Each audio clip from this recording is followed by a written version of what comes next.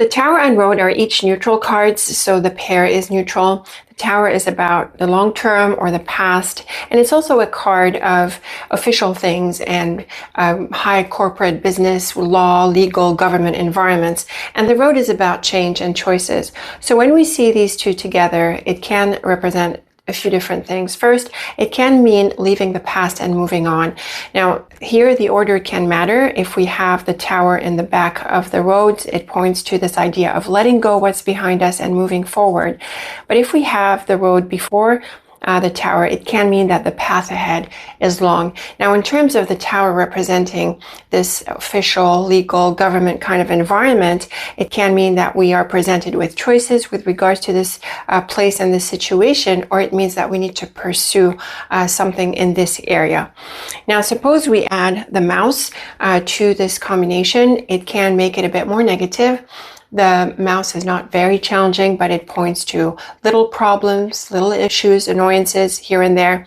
And so when we see it with this neutral pair, it can bring out these challenges. It can mean that we have obstacles with regards to this admin legal thing. It can mean that the path ahead is a little bit bumpy. I also think that the order doesn't necessarily matter, although if we have the mouse behind us, we could be moving past these issues. But the suggestion is to focus on resolving them and moving past them. Now, suppose we have the flowers.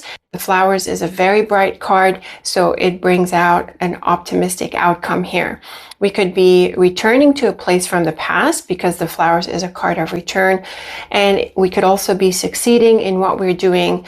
We could be happy with what we're pursuing. We could be healing from the past. And when it comes to the tower representing this official area, it points to some very positive outcomes. I don't think the order matters so much here because the flowers delivers this optimism in any case. And suppose we have the coffin. This is an interesting one because the coffin is a card of endings. And here I think the order is going to matter. Suppose we have the coffin at the end of the triplet. It points to the end of the road, the end of the path. It's also with this order, so road, tower, and coffin. But if we have it earlier in the triplet, it points to letting go and closing something off and moving on. Especially with the tower here, it really emphasizes this idea of letting go of a past chapter. It's probably not going to be reopened, and it's time to move on.